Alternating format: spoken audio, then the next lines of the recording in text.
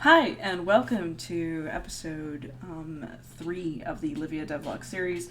This time we are recording this live as I'm going through the engine. This might end up being longer than I would like it to, and I really hope that it's not, but voiceovers kill me on the inside. So, as you can see here by this trusty, beautiful timeline, we've been working on figuring out how the absolute heck cutscenes in Unity work. I didn't go to film school, my dudes. So right now I don't know what I'm doing. With this, I made it so that the game starts you in the kind of headspace where you start off at. I'm still working on the camera switching and the fading or whatever.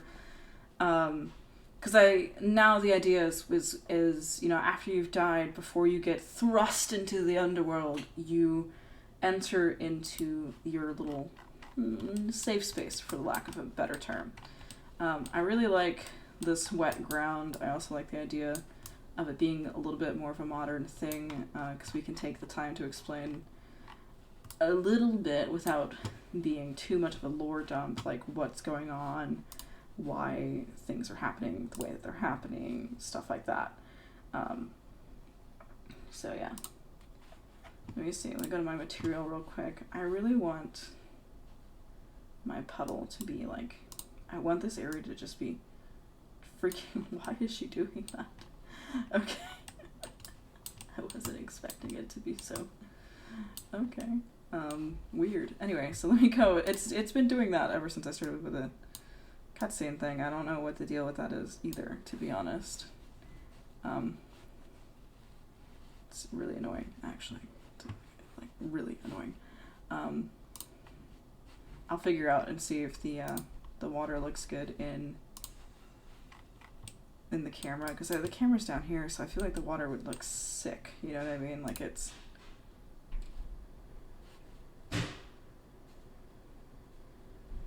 Yeah, you ignore the big ball in the way. But yeah, so working on some cutscenes. She's just walking because it was enough effort just to get that to happen. So for the alpha-ish kind of gameplay demo that I'm going to be putting on itch probably any day now, the cutscenes are going to be a little bit more bare bones because my focus has been more on does the game play, you know, because that's reasonably important. So the idea is to start here. You get a little wee bit of a tutorial. Since I don't, from a design perspective, I don't particularly like the way the Dark Souls just drops you in there, and I'm not going full Dark Souls. I'm just very Dark Souls inspired with some of the level design.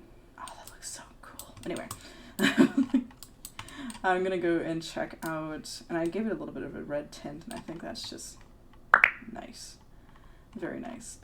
Excuse the random pops. I'm gonna close that because that's annoying. Okay, so I'm gonna open Abaddon real quick because I've also been working on more level design stuff. I think what we're gonna do, for brevity's sake, is once you get past that intro area and you get into the forest, another cutscene will play, and then I don't even know if I'm going to let you get that far, to be honest. And then basically I want you to wake up in the dungeon of this castle that I built. So I'm going to go over to the castle real quick. So you can see here, let me make this a little bit bigger. There we go. The windows are a little bit overkill. I'm going to flip some of them around, or not flip them around, but replace some of them with a flat wall to make the windows look a little bit more intentional. But I do like how that's coming along so far. Got a little bit of a courtyard. It doesn't lead off into anything quite yet, so you can see here that it's just kind of chilling. I'm going to spend maybe later tonight, early tomorrow morning, building a basement dungeon area like the old one was, closing off some ends, and my idea is that for the sake of the demo, when it's out for my professor, you're never going to be over there anyway. And you're never going to be in a place where you can see over there either. Because I'm going to teleport you after the fight into the basement here. You'll puzzle your way up into this area. These doors will be closed. You have to find a way out. So you're going to go around this place once it's more filled out and complete. And find your way out while avoiding a unkillable enemy. Because those are nice. Super great. And then we'll do, you get to the gate, you come outside. From here, you can't really tell that nothing else is built because of the fog. So we can have a little bit of a cinematic, maybe. And then trailer over for the December release. And then in January, the newer one will be more in-depth, more linear. Not linear, more length is the word I'm looking for. But this is more length than the last one did, so we're going to be working on doing that sort of thing. Let's see. Aside from that, I have been working on redoing the UI. So, I'm going to do some controls. It's set up for control input and keyboard input. I have to update the keyboard controls because according to some people, they're not as intuitive as I thought they were. I will admit that I am not a member of the PC master race. I have no idea how to do any of that good stuff. Alright, so here is... Hang on. I just realized this isn't free aspect. We don't want that. Where's my freaking mouse? There we go. I don't know why I was doing that, but yeah. Alright, so here we are. We've got a totally rehauled menu. I like it a lot. Got my left equipment slot and my right equipment slot, and I can put a sword in my right hand, shield in my left hand, just like before, and vice versa. We can now equip tarot cards, but as you can see, I don't currently have one in my inventory, because you have to find them around. So, first one we get from here. I can just... Embarrassing. Whoa! Okay, this was working a second ago. Don't mind people, just some bugs. I know the card doesn't make a lot of sense with the color scheme right now, but we're actually replacing this card quite soon, and it'll look a little bit better, and I'm probably going to do a less saturated blue. But now that I have that, I can go to Tarot Cards Equipped, collect that tarot card, and now I have this on here. And her stats have been improved, so if I can find the player fate manager... Where the heck is it? Hang on. Locomotion, inventory, combat. Here it is, dead last. So we've slightly increased our melee weapons, vitality, endurance, dexterity, which has given us a really good boost overall, I think. I'll show you guys some differences in the combat with the card versus without the card. So first, let's go fight with the card. So first, that took about a quarter of the health. And then if I do just spam attacking, it's cutting down on them pretty quickly. Oh, I blocked that way too soon, sorry. As you can see here, I've also done a little bit of an auto target. So if I'm close by, and if the enemy is in front of me, because if they're behind me, I don't do it, right?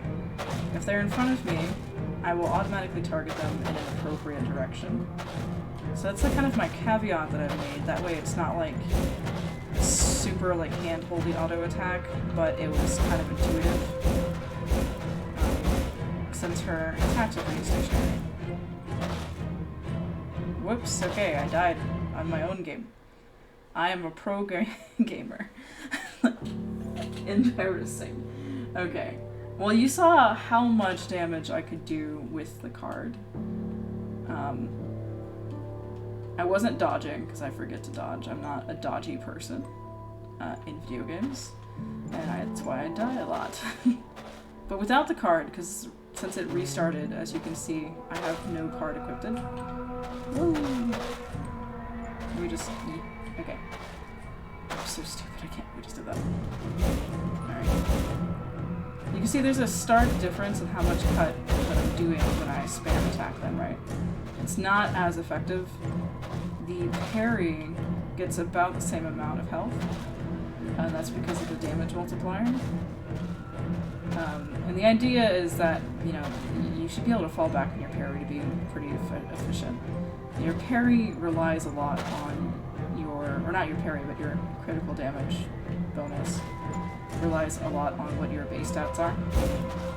And I think it's more related to your attack, which the card doesn't improve anyway. So yeah. I managed to kill them without the card, which is impressive. But I'm almost dead. Backflip for no reason, because I've been playing too much Genshin and I keep using the wrong button to do stuff. And then here, I'm going to change that to be Investigate.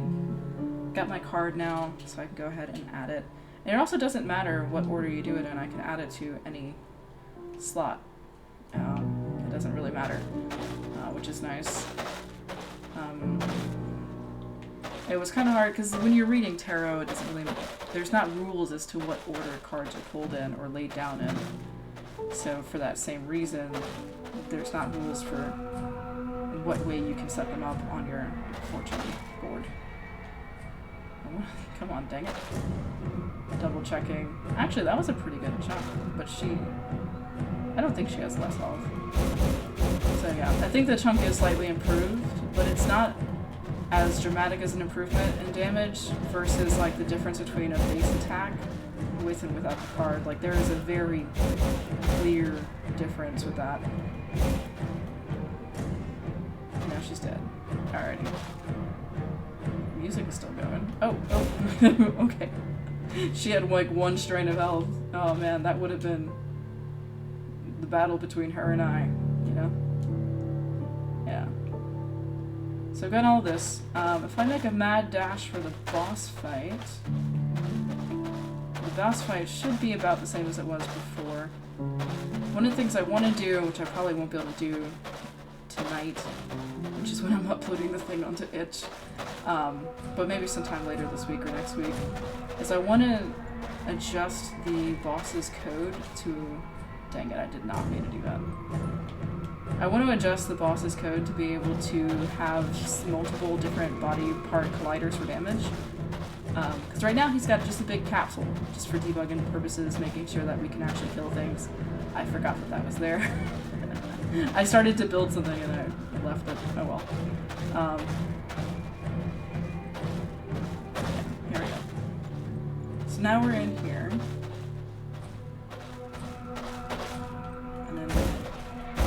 Takes a pretty good chunk out of it because I've got the card on, which is nice. And you can see I can wear him down and get him to stagger. But if I wait a second and I attack him again... Oh, he's dead now. Oh, hello! So, I haven't made it so that he disappears yet. And since he will be disappearing, cutscene will trigger once his health is low enough. There's really no point in making sure that he dies properly, because he's not going to be a dead body on the floor like these guys are anyway, so...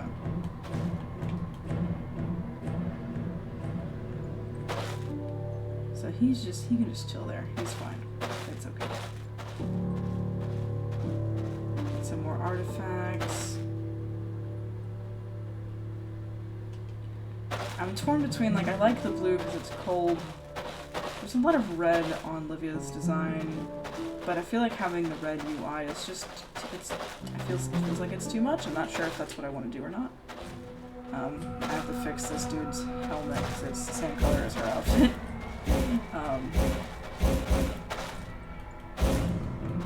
But yeah. I'm trying to get behind him so I can, like, stab him in the back. Oh, dang it, almost. Hang on. See if I can square dance around him. Oh, they're too fast. Oh well. Yeah, sneak up behind him so you can get them, which is probably more accurate, to be honest.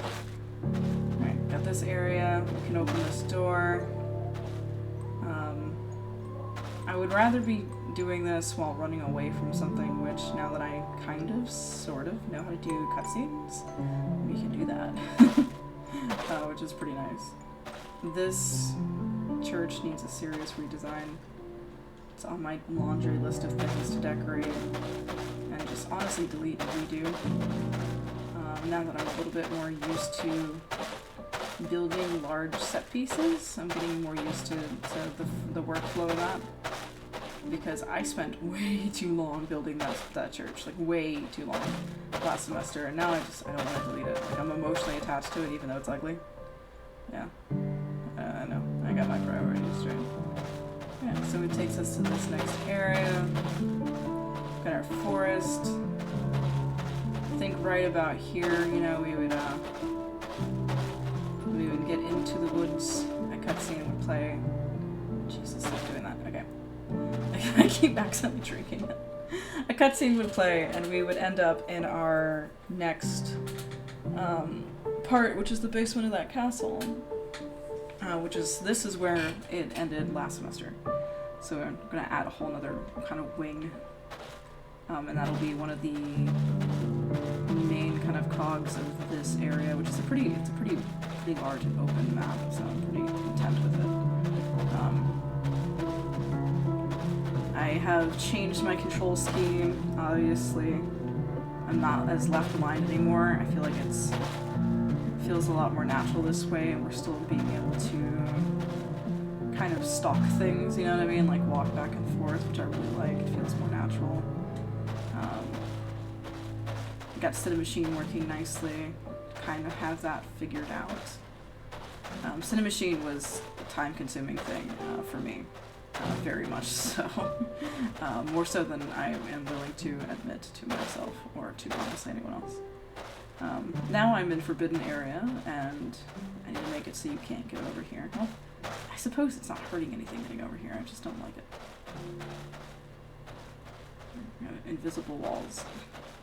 So yeah, I guess I am stuck over here now. There we go. I tried to blockade this area off, but yeah. I don't ignore that. I don't think I'm gonna have the swimming programmed for a minute, but I do want there to be swimming, rather than simply just cutting off the water or making it untraversable. I think that's better than having 1,000,001 invisible blocks in the scene. I made this so that it's practically impossible to hike up. So once you're down here, you're down here. I'm gonna get rid of these rocks, actually, because originally, you know, you leave the cutscene and you walk away, and without those rocks, you just end up falling. But with the cutscene, after the cutscene happens, we're gonna get teleported, basically, over here, and he's gonna be chasing us, and we're gonna run, basically, is what's gonna happen. So that's the idea of it, I think, so far.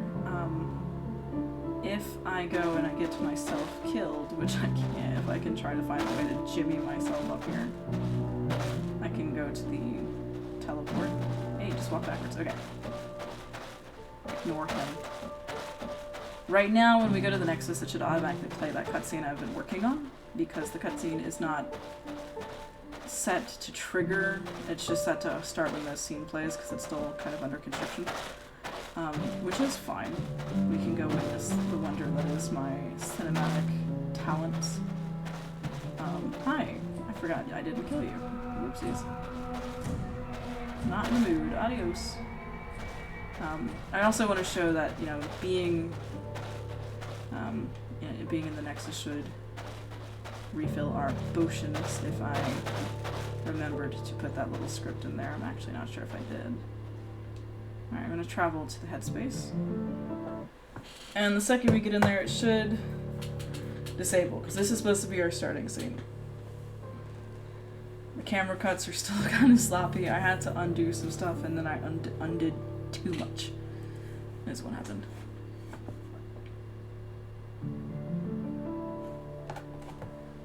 Alright. So as you can see here, the water does move ever so slightly.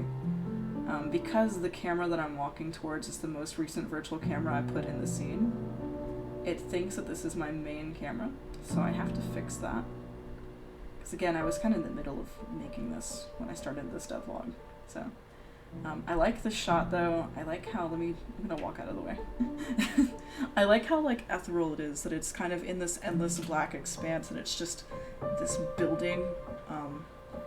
The wateriness on the road is really reminding me a lot of Evil Within, and I really love that game, and I think I draw a lot of artistic inspiration from how they do their level design and their environmental storytelling, what with mirrors and water and stuff. So this is my own little kind of interpretation of it, and I'm really proud of this scene. It's pretty bare bones, but it's that bareness that I enjoy about it. I'm planning on adding some sort of fog to give the illusion of rain, like a low fog if I can figure that out, and then having a volume box inside of the office that's in there that makes the fog not have to go in there. And then rendering rain right now sounds like a terrible idea. So we're gonna skip rendering rain right now. But yeah, so that's the plan, and I've got to make sure that this potion thing is ready to go. And then I'll have my gameplay demo up and ready. Doing a little bit of debugging, finding new bugs. Seeing what circumstances kind of create those errors and bugs and stuff, and hopefully passing my class. So there you go. There's our newest devlog.